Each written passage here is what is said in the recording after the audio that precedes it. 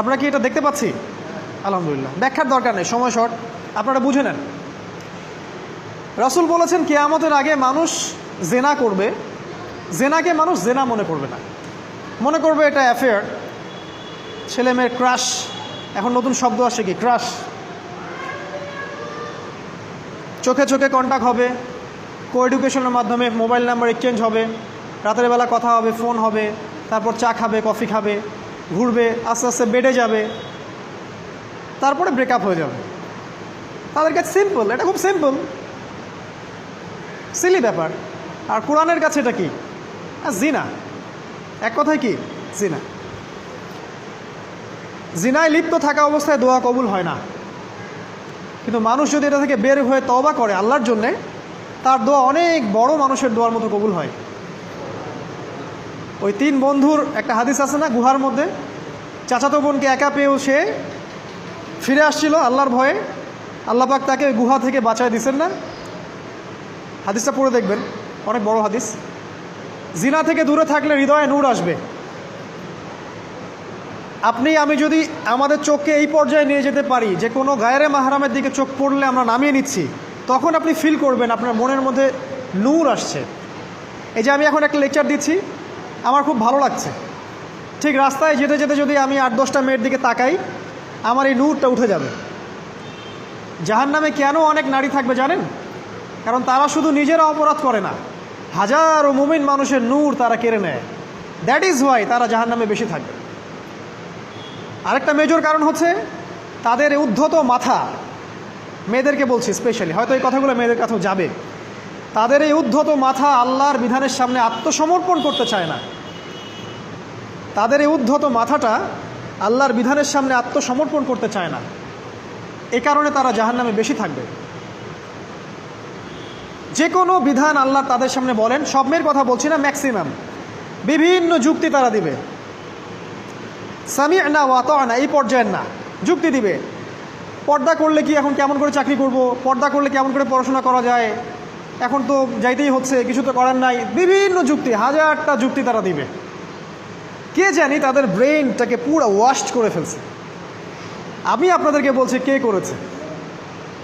এটা করেছে স্বয়ং দাজ্জাল, স্বয়ং দাজ্জাল। কারণ হাদিস একটা আছে, রাসূল সাল্লাল্লাহু আলাইহি ওয়াসাল্লাম বলেছেন দাজ্জালের শেষ অনুসারী হবে এক শ্রেণীর নারী। মাশাআল্লাহ, দাজ্জালের শেষ অনুসারী হবে এক শ্রেণীর নারী। তাদেরকে ঘরে ইসলামিক অনুশাসনে রাখার জন্যে বাবা, ভাই, স্বামী শিকল দিয়ে বেঁধে রাখবে, তারপরেও তারা শিকল ছেড়ে বের হয়ে যাবে, আটকাতে পারবেন না, because of their mind is brainwashed. এ কারণে দেখা যায় তাদেরকে যখন কোনো বিধানের কথা আপনি বলবেন, তাদের এই উদ্ধত মাথাটা আল্লাহর বিধানের সামনে অবনত হতে চায় না, বিভিন্ন যুক্তিতর্ক তারা দেয়। এই কারণেই তাদের সংখ্যাটা জাহান্নামে বেশি হবে। আরও কারণ আছে, রাসূল বলেছেন সারা জীবন তাদের জন্য করবেন। স্পেশালি তাদের উদ্দেশ্য করে বলছি যাদের অ্যাফেয়ার আছে, যতই করেন, যত কিছুই করেন না কেন, আপনি যদি তাকে ভোগ বিলাস এবং পার্থিব সুখ শান্তি দিতে না পারেন, সে আপনাকে চিনবে না এক সময়। আপনি যদি আমাদের কথা বিশ্বাস না করেন, লিখে রাখতে পারেন। আর এমনিতে লিগ্যাল বৈবাহিক সম্পর্কেও সারা জীবন অনেক কিছু করবেন, হঠাৎ একদিন কোনো একটা কারণে ঝগড়া লেগে গেছে, তখন দেখবেন সে বলে বসবে সারা জীবন তোমার কাছে কিছুই পেলাম। আমি নারীদেরকে ছোট করছি না, তাদের কিছু কিছু পয়েন্ট বলছি, এইসব কারণে তারা জাহান্নামে থাকবে। আমি একটু এই কথাটা না বললে জাস্টিস হবে না। রাসূল সাল্লাল্লাহু আলাইহি ওয়াসাল্লাম মেরাজে গিয়েছিলেন, আপনারা জানেন। তিনি মেরাজের রাতে অনেক অলৌকিক জিনিস দেখেছেন, নবীদের সাথে সাক্ষাৎ করেছেন, ইভেন আল্লাহর সাথে কথা বলেছেন, আল্লাহর নূর দেখেছেন। এই সময় সবাই তাকে হাসি মুখে সম্বর্ধনা জানিয়েছিল। যার সাথেই দেখা হয়েছে তার সাথেই তিনি হাসি মুখে অভ্যর্থনা তাকে জানিয়েছে, আসসালামু আলাইকা আইয়ুহান নবী, সবাই বলেছে হাসি মুখে।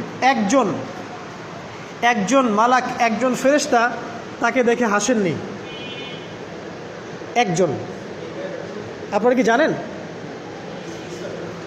রাসূল সাল্লাল্লাহু আলাইহি ওয়াসাল্লাম অবাক হয়েছিলেন। তিনি বলেছিলেন যে ইয়া জিবরিল, ওর চেহারাটা এত গম্ভীর কেন, সে আমাকে দেখে হাসছে না কেন, তার মুখে হাসি নাই কেন? জিবরিল আমিন বলেছেন যে তার নাম হচ্ছে মালাক, তার নাম মালিক, তার নাম মালিক, সূরা যুখরুফের মধ্যে আছে। তার নাম মালিক। যেদিন থেকে আল্লাহ জাহান্নাম সৃষ্টি করেছেন সেদিন থেকে তাকে জাহান্নামের দায়িত্ব দিয়েছেন, অর্থাৎ জাহান্নামের হেড অফ ডিপার্টমেন্ট, ইনচার্জ। সেদিন থেকে তার মুখের হাসি উঠে গেছে। আমরা দোয়া করি আমরা যেন তার সাক্ষাৎ না পাই। তার কাছে পারমিশন নিয়ে রাসূল সাল্লাল্লাহু আলাইহি ওয়াসাল্লাম জাহান্নামের দিকে তাকিয়েছিলেন, ভিতরে দেখেছেন কি আছে। তিনি পরে যা ব্যাখ্যা করেছেন তা হলো, আমি দেখলাম সেখানে খালি মেয়ে আর মেয়ে, সেখানে খালি নারী আর নারী। এই হাদিসটা আপনার মাকে বলবেন, আপনার বোনকে বলবেন, আপনার মেয়েকে বলবেন, আপনার স্ত্রীকে বলবেন। এই হাদিসটা যদি কারো হৃদয়ের মধ্যে গেঁথে যেতে পারে, তার দ্বারা অন্যায় করা সম্ভব না। কিভাবে একটা মেয়ে সব কিছু উন্মুক্ত করে ঘুরতে পারে যখন অলরেডি তার আত্মা জাহান্নামে জ্বলছে, অলরেডি, কারণ ভবিষ্যৎ তো আল্লাহ জানেন।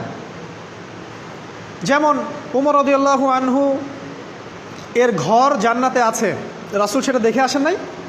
এসে উমর ইবনুল খাত্তাবকে বলেছেন না যে আমি দেখে আসছি তোমার ঘর, আমি ঢুকিনি তোমার ঘরে তোমার আত্মসম্মানের কারণে। তার মানে তিনি পৃথিবীতে বিচরণ করছেন, ঘর তো জান্নাতে অলরেডি তৈরি হয়ে আছে। মেয়েরা দিব্যি ঘুরছে এভাবে, এবং তারা মোটেও সচেতন না তাদের ঘর হয়তো বা জাহান্নামে রেডি। আর আমাদের so called modern western civilization এদেরকে ব্রেইন ওয়াশড করে দিয়েছে। তারা বাজার করছে, তারা নগ্ন হয়ে ঘুরছে, কাপড় পরেও তারা নগ্ন থাকছে, তারা মডেলিং করছে, গান গাচ্ছে, নৃত্য প্রদর্শন করছে, মিডিয়া আসছে, তার দেহ লক্ষ লক্ষ কোটি কোটি মানুষ দেখছে। হাজারো মানুষের নূর চলে যাচ্ছে, অন্যের নূর নষ্ট করে জান্নাতে যাওয়া যাবে না। রাসূল সাল্লাল্লাহু আলাইহি ওয়াসাল্লাম যে আলামতগুলো বলেছেন তার মধ্যে অন্যতম একটা আলামত হচ্ছে শেষ জামানায় মেয়েদের সংখ্যা বাড়বে, ছেলেদের সংখ্যা কমে যাবে। ইভেন একটা ছেলে 40টা মেয়ের দায়িত্ব নিবে। এটা আবার ভাববেন না 40টা ওয়াইফ, মা, খালা, নানি, ফুফু সব মিলায় 40। আর সামনে যে মহাযুদ্ধটা হতে যাচ্ছে এরপরে এরকমই একটা অবস্থা হবে যে ছেলেদের সংখ্যা পৃথিবীতে থাকবে না, খুব কম, এবং বেশি বেশি মেয়ে একটা ছেলের কাঁধে চলে আসবে। এখন অবশ্য আমাদেরকে ওই যে পশ্চিমারা শিখিয়েছে একটা ছেলে একটা মেয়েকে বিয়ে করবে। জেনা অনেকজনের সাথে করতে পারে, বাট বিয়ে একজনকেই করতে হবে। এখনও যদি কোনো হুজুর বা কোনো ব্যক্তি, হুজুর না, কোনো আলেম, কোনো স্কলার বা যে কোনো ব্যক্তি দুটা বিয়ে করে, মানুষ মনে করে something is wrong, something is wrong with him. এই লোকের কোনো সমস্যা আছে মনে হয়, এর মানে চরিত্র ভালো না, এর মনে একটা দিয়ে আকাঙ্ক্ষা পূরণ হয় না, something is wrong with him, তাই না? এই চেতনাটা দজ্জাল শিখিয়েছে এদেরকে। একটা ছেলেকে তৈরি করা হয়েছে সে যেন অনেকগুলা মেয়েকে বিয়ে করার ক্ষমতা রাখে, এভাবেই তাকে তৈরি করা হয়েছে। নাহলে আল্লাহ কখনোই 4, 3, 2 বলতেন না।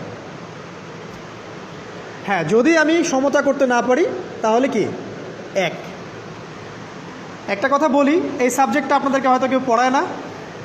একটা বিয়ে করেও একটা ছেলে মিল্কেল ইয়ামিন রাখতে পারে। মিল্কেল ইয়ামিন মানে হচ্ছে দক্ষিণ হস্তের মালিক। মেয়েটাও জানবে আমি মিল্কেল ইয়ামিন, ছেলেও জানবে সে আমার মিল্কেল ইয়ামিন। এভাবেও একটা ছেলে একটা মেয়ে সিকিউরিটি, শেল্টার, ফুড সব কিছু পেতে পারে। এটা এখন উঠে গেছে, একটা সময় এগুলো ছিল। রাসূলুল্লাহ সাল্লাল্লাহু আলাইহি ওয়াসাল্লামের একটা ছেলে ইব্রাহিম, রাসূলের একজন ছেলে ইব্রাহিম কার গর্ভে জন্ম নিয়েছিলেন? কার গর্ভে জন্ম নিয়েছিলেন? রাসূলের জীবনী পড়তে হবে A to Z কয়েকবার, কমপক্ষে। আর রাহিকুল মাখতুম বইটা পড়তে হবে।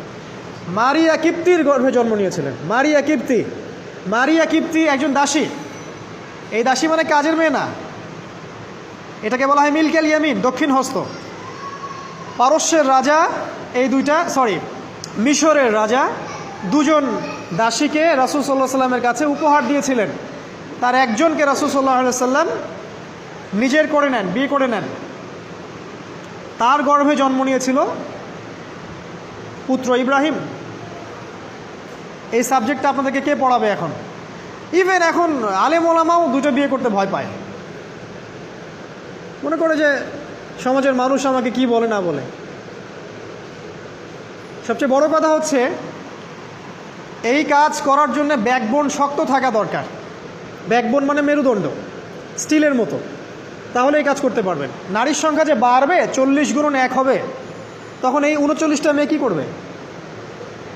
এখনও সমাজের মধ্যে নারী পুরুষের অনুপাত 1:4, মানে প্রতি একজন ছেলের জন্য 4টা করে নারী ঘুরছে সমাজে। এটা তো স্ট্যাটিস্টিক, আপনি ইন্টারনেটে গেলেও দেখতে পারবেন।